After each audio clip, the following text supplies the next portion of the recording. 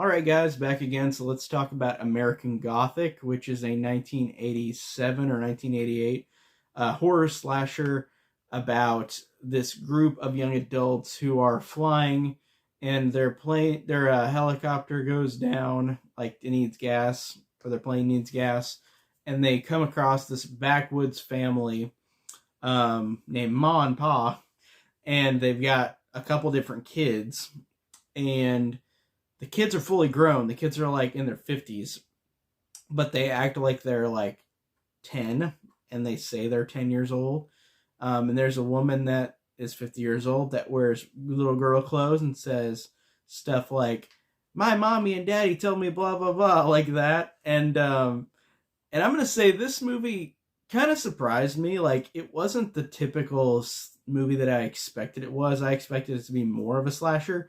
It does have slasher elements in it, but I was kind of surprised that it was more psychological with these characters. I thought it was interesting because it's about this family, like I said, that are in this hideaway where like nobody goes to. Like, this is like hidden, like nobody goes to this place, and they act like it's 1920. And they say everybody is a sinner, and of course these young adults who want to have sex, they're like, that's a sin, and you're going to pay for that. That's not good. And I'd say this one has some fun moments. There's a moment where I think the first kill, where like this guy's on a swing, like the kids, the adults that say they're kids, put the guy on the swing and they're like, let's swing, and he's like, no, don't do it. And like they swing him so high that he flies off and flies off a cliff into the water, and that was genuinely funny.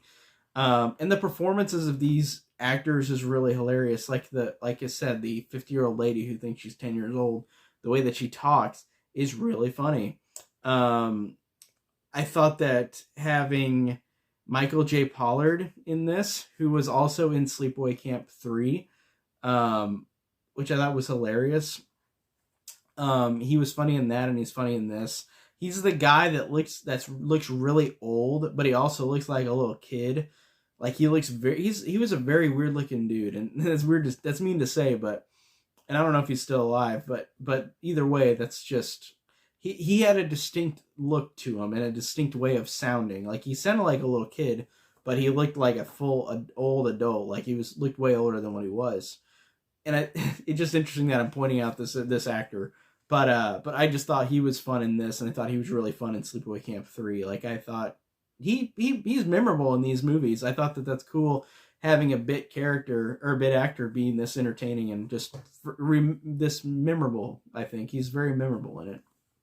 In both of these, like I said, it does a good job of being really good at being psychological. Like, they really have these adults have to, or young adults have to, get out of here while getting these people to try to convince them to get them out of there. And I think that it's interesting.